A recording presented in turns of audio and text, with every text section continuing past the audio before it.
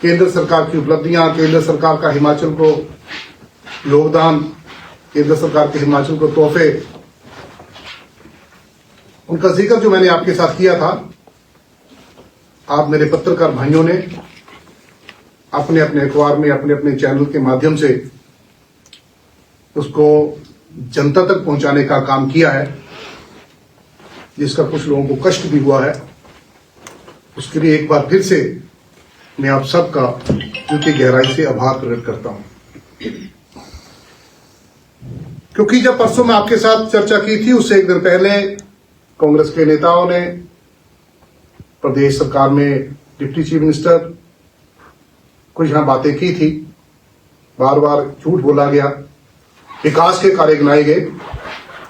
तो अगले दिन मैंने सारा वो एक्सपोज किया था, मैंने सारे तथ्य बताए थे कि जिन योजनाओं का जिक्र किया गया, ये सारी केंद्र सरकार की योजनाएं हैं। ये केंद्र सरकार के द्वारा हिमाचल को सैकड़ों करोड़ रुपए जो हरोली को दिए जा रहे हैं, कि उनका उल्लेख किया गया है। आज मैं वो बातें तो नहीं दोहराऊंगा, लेकिन मैंने उस दिन एक बात कही थी कि झरेड़ा से लेकर पंजाब सीमा तक जो होशियारपुर रोड है, एक बहुत ही बढ़िया फोर लेन हाईवे बनने जा रहा है। अभी नेशनल हाईवे तो है ये, क्योंकि ये केंद्र NHAI के अधीन है। नेशनल हाईवे NHAI के अधीन ही होते हैं, यानी कि केंद्र सरकार के अधीन ही होते हैं। तो मैंने कहा था झरेड़ा से पंजाब सीमा तक ये 4 लेन बनेगा, और क्योंकि बीच में स्वां नदी पड़ती है, स्वां नदी का पुल बहुत पुराना है, छोटा है, तो ये पुल बड़ा हो, नया पुल बने, उसके लिए एक 38 करोड़ की DPR, लगभग मैंने यही कहा था, लगभग 38 करोड़ के आसपास की DPR केंद्र सरकार को भेजी गई है।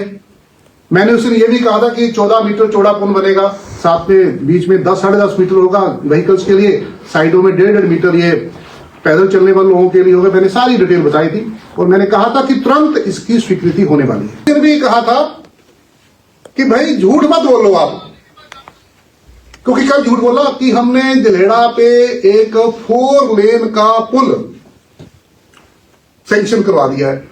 अब अखबारों में भी खबरें 4 लेन की लगी है। भैया अब वो तो वही नहीं जो आपको बताया जाएगा। एक अखबारों, बड़ी अखबारों में 4 लेन की खबर लगी है। बोला गया तो मैं बोलूंगा तो आप वही लिखेंगे, जब मैं 4 लेन बोलूंगा तो आप भी 4 लेन लिखेंगे, तो बोलने वाले को चाहिए ना।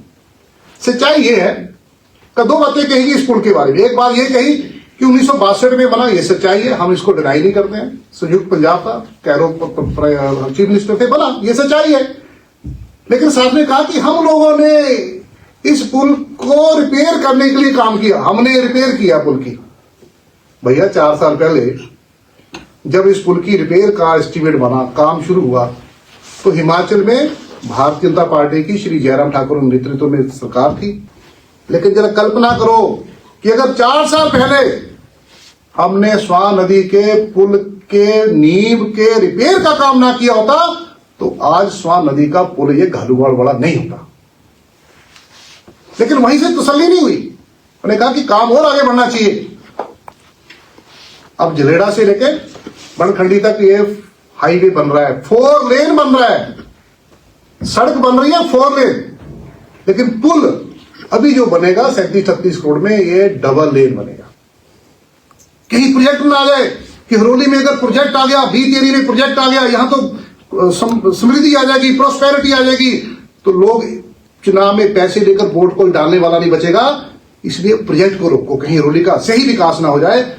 तो हाई कोर्ट में दलील क्या दी, और तो दलील दी, यहां इतने ये है करोड़ों लाखों पेड़ है, फलाना है, एक घटिया दलील क्या दी ताकि रुक जाए कि इस जंगल में भालू रहते हैं। तो हाई कोर्ट में चर्चा हुई, डिस्कशन हुई, आर्गुमेंट हुआ कि पूछा गया कि जो जिन लोगों ने इस पार्क को, प्रोजेक्ट को रोकने के लिए कहा गया भालू है, कि भालू रहते कैसे मौसम में। भैया भालू तो जहां बर्फ पड़ती है वहां रहते हैं, तो बच गए, नहीं तो ड्रग पार्क इन्होंने तभी रोक दिया था। मेरा कहने का मतलब यह है कि ड्रग पार्क का ऑब्जेक्शन, विकास का आपत्ति, विकास का एतराज हमें नहीं था, इनको था। केवल इनके ब्लॉक प्रेसिडेंट तक की बात नहीं रुकी, रिएक्ट हो जाएगा, प्रोजेक्ट बंद हो जाएगा। तो इस स्तर तक ये लोग हैं। हम विकास के विरोधी नहीं, हमें विकास का एतराज नहीं, विकास का एतराज इनको था, इसीलिए ड्रग पार्क का विरोध किया था। बाकी रही विकास की बात, ये तो ऐसे कहते हैं कि हमारे बिना कुछ हुआ ही नहीं।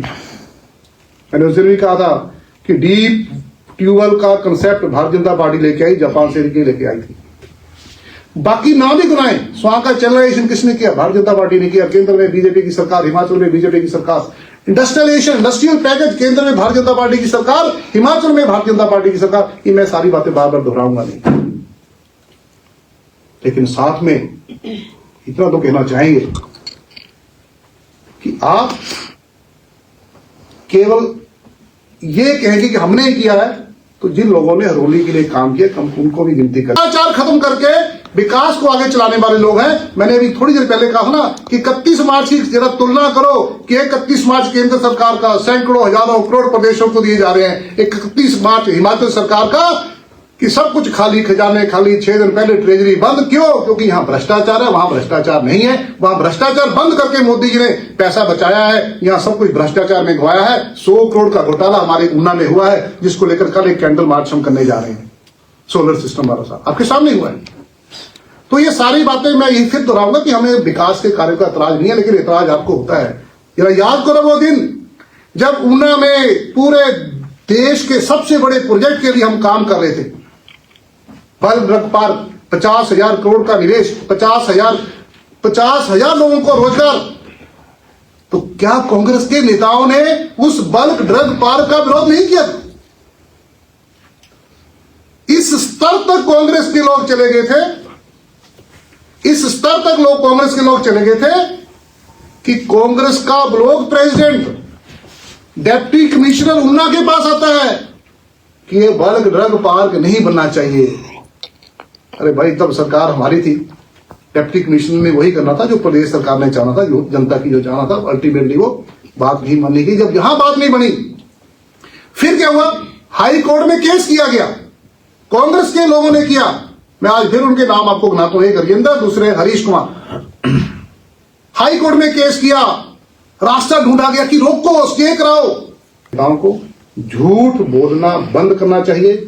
और जो आप बार बार कहते हैं कि कुछ डॉक्टरी इलाज करना चाहिए, मैं तो यही कहना चाहूंगा कि भाई जो लोग बार बार झूठ बोलते हैं उनका तो इलाज बना हुआ है, दवाई बनी हुई है। मैं बाहर एक पत्रकार बंधु से चर्चा कर रहा था कि एक सोडियम पेंथोनल आता है, ट्रूथ सीरम बोलते हैं उसे। जब वो आदमी झूठ बोलता है ना बार बार, तो उसका सच निकालने के लिए करते हैं, उसको ये इंजेक्शन देते हैं कि बाकी तो ठीक है, सारा रोड बढ़िया बन जाएगा, लेकिन जो बनखंडी बड़ा सारा एरिया है 10 किलोमीटर का, वहां जो सॉइल की नेचर है, पहाड़ है, कच्चे हैं, बड़े गहरे हैं, रिटेलिंग वाल लगाएंगे तो ज्यादा समय नहीं टिक पाएंगे। तो एक ये भी चली हुई है प्रपोजल, हमने जो सुझाव दिया है, जो अधिकारी लगे हुए हैं केंद्र सरकार, कि खर्चा चाहे कितना मर्जी हो लेकिन बढ़िया काम होना चाहिए। तो उसके लिए आने वाले समय में किसी को आश्चर्य नहीं होगा कि पंडोगा से चक सालू तक एक लंबी सुरंग यहां बन जाएगी। यहां तक इस तरह के विजन के साथ हम प्लानिंग कर रहे हैं, हम सोच रहे हैं, हम काम कर रहे हैं, करवा रहे हैं। और अनुराग जी से मेरी डिटेल में चर्चा होगी, वो प्रयास कर रहे हैं इसके लिए। नड्डा जी का सहयोग मिलेगा तो एक ये सपना भी कभी साकार होगा। वैसे तो हमारी सरकारों ने मंडली में तो कितनी बड़ी टनल का काम हमने शुरू, हमारे उसमें हुआ है सारा। तो कल को ये भी बोल देंगे कि हमने तो सोचा था, हमने किया था, हम ये करते हैं, वो करते हैं, तो मैं उस पर याद जिक्र नहीं करूंगा। तो आप फिर से एक बार यहाँ आए हैं मेरे साथ, मेरे साथी हमारे मंडल अध्यक्ष अशोक जी हैं, और हमारे मंडल अध्यक्ष बहन अनीता जी हैं, हमारे गोल्डी जी हैं, महामंत्री अमन जी हैं, सोडी जी हमारे महामंत्री, हमारे मीडिया का देखने वाले भाई मोहित अग्निहोत्री जी आए हैं। मैं इनकी तरफ से, अपनी तरफ से एक बार फिर से आपका धन्यवाद करना चाहूँगा, आपका आभार प्रकट करना चाहूँगा कि आपने समय निकाला और मेरी बातों को आपने सुना।